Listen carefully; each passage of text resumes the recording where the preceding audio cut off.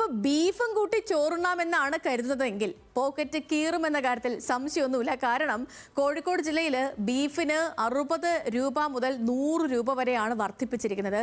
എല്ലുള്ള ഇറച്ചിയാണ് നിങ്ങൾക്ക് വേണ്ടതെങ്കിൽ 400 രൂപയും, എല്ലില്ലാത്ത ഇറച്ചി വേണമെങ്കിൽ 460 രൂപയും കൊടുക്കേണ്ടി വരും ഇനി. അപ്പം കുറയുമോ ബീഫ് പ്രണയം?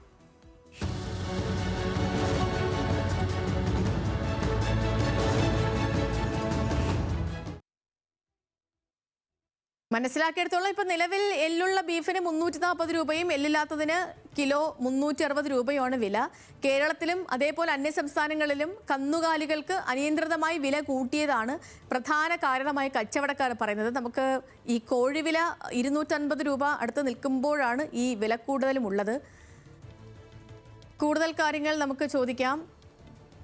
നമുക്കൊപ്പം ലിൻഡോയാണ് ചേർന്നത്. Lindo, good evening. ഇപ്പം മലയാളികളെ സംബന്ധിച്ച് ബീഫ് എന്ന് പറഞ്ഞ ഒരു വൈകാരികമായ ഐറ്റമാണ്. ഇപ്പം ബീഫ് എന്തിൻ്റെ കൂടെ ചേർത്ത് കഴിക്കുന്നു എന്നുള്ളതല്ല, ബീഫ് വേണം എന്നുള്ളത് ഭൂരിഭാഗം മലയാളികളുടെയും ഒരു സന്തോഷത്തിൻ്റെ കൂടെ ഭാഗമാണ്. ഇപ്പം നിലവിൽ കോഴിയുടെ വില 250 രൂപയ്ക്ക് അടുത്ത് നിൽക്കുമ്പോഴാണ് ബീഫിൻ്റെ വിലയിലും 100 രൂപ വരെ വർധനവുണ്ടാകുന്ന വിവരങ്ങൾ പുറത്തു വരുന്നത്.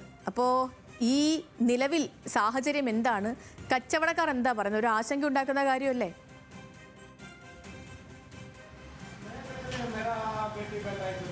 Good evening Sethu. സംസ്ഥാനത്ത് പല സാധനങ്ങളുടെയും വില കൂടുന്നുണ്ട്. ഇപ്പോൾ നമ്മൾ കഴിഞ്ഞ ദിവസം നോക്കിയാൽ മുട്ടയുടെ വില കൂടിയിട്ടുണ്ട്. ഇതുപോലെ തന്നെ മലയാളികളുടെ ജനപ്രിയ ഭക്ഷണ ഇനമായ ബീഫിൻ്റെ വില ഇപ്പോൾ കൂടും എന്നുള്ള വാർത്തകളാണ് ഇപ്പോൾ വരുന്നത്. ഇതുമായി ബന്ധപ്പെട്ട് ജൂലൈ 15 മുതലാണ് ഈ വർധനവ് നിലവിൽ വരിക.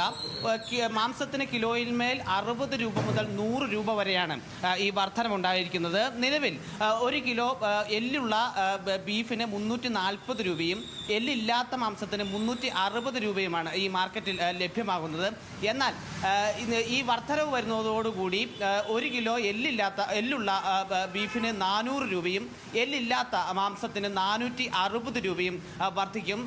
പ്രധാനമായും ഈ ബീഫ് വില വർധനവിന് പ്രധാനമായും കാണുന്നത് സംസ്ഥാനത്തും അന്യ സംസ്ഥാനങ്ങളിലും ഈ കന്നുകാലികളുടെ വില വലിയ രീതിയിൽ വർദ്ധിച്ചിട്ടുണ്ട്. ഈ കന്നുകാലികളെ ലഭിക്കാത്ത ഒരു അവസ്ഥ കൂടിയുണ്ട്. ഇതാണ് പ്രധാനമായും ബീഫിന് വില കൂടാൻ കാരണമായി പറയപ്പെടുന്നത്. കൂടാതെ ഉപോൽപ്പന്നങ്ങളായ ഈ കന്നുകാലി ഉപോൽപ്പന്നങ്ങളായ നെയ്യിനും തുകൽ ഉൽപ്പന്നങ്ങൾക്കൊക്കെ വില വലിയ രീതിയിൽ ഇടിഞ്ഞിട്ടുണ്ട്. ഇതൊക്കെയാണ് പ്രധാനമായും ഒരു ബീഫിന് വില പെട്ടെന്ന് കൂടാനായിട്ടുള്ള കാരണമായി പറയുന്നത്. ഇപ്പോൾ നമ്മളിപ്പോൾ നിൽക്കുന്നത് ഈ ബീഫ് വിൽക്കുന്ന ഇടത്താണ്. ഇവിടെയുള്ള വിൽപ്പനക്കാരനോട് തന്നെ ഇതിൻ്റെ കാരണം നമുക്ക് ചോദിക്കാം. എന്താണ് ചേട്ടാ പെട്ടെന്ന് ഇത്രയേറെ വില കൂടാനുള്ള ഒരു കാരണം? അതായത് അന്യ സംസ്ഥാനത്ത് നമുക്ക് സാധനം വരുന്നില്ല. നമുക്ക് തമിഴ്നാട്, കർണാടക ഇവിടെ നിന്നൊക്കെയാണ് സാധനം വരേണ്ടത്. അവിടെ നിന്നും സാധനം വരുന്നില്ല എന്ന് വെച്ചാൽ അവിടെ ഗോവധത്തിൻ്റെ പ്രശ്നമാണ്. പിന്നെ അവിടെ നിന്ന് വില കുറച്ച് അവർ മറ്റേ BJP സർക്കാരിൻ്റെ ഇതിലാണല്ലോ. അവരെ ഫാക്ടറിയിലേക്ക് പോവാണ്. നമുക്ക് എന്ത് ചെയ്യുന്നില്ല, സാധനം നിലവാരത്തിന് കിട്ടുന്നില്ല. ഇവിടെ നമുക്ക് വലിയ രീതിയിൽ കയറ്റുമതി ചെയ്യുന്നു. കാരണം അവർ ചെറിയ വില കിട്ടും. നമുക്ക് 10,000 കിട്ടുന്ന മുതൽ അവർക്ക് 2,000 കിട്ടും. നമുക്ക് ഇങ്ങോട്ട് സാധനം വരാണ്ടായാൽ നമ്മളിനി അഥവാ കൊണ്ടുവരാണെങ്കിൽ തന്നെ ലോറിയിൽ നിന്ന് പിടിക്കുക, ലോറി പിടിച്ച് വെക്കുക, ചരക്ക് പിടിച്ചു കഴിഞ്ഞാൽ ഈ വലിയ പൈസ മുടക്കുന്ന ആൾക്കാർക്ക് നമുക്ക് എന്തായാലും മുന്നോട്ട് പോകാൻ കഴിയില്ലത്.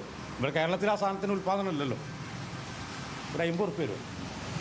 അന്യ സംസ്ഥാനങ്ങളിൽ നിന്നും ആണ് പ്രധാനമായും കേരളത്തിലേക്ക് ബീഫ് വരുന്നതും ഈ ബീഫ് വിൽപ്പനയ്ക്കായിട്ടുള്ള ഈ കന്നുകാലികൾ കൂടുതലായും വരുന്നത് അന്യ സംസ്ഥാനങ്ങളിൽ നിന്നാണ്.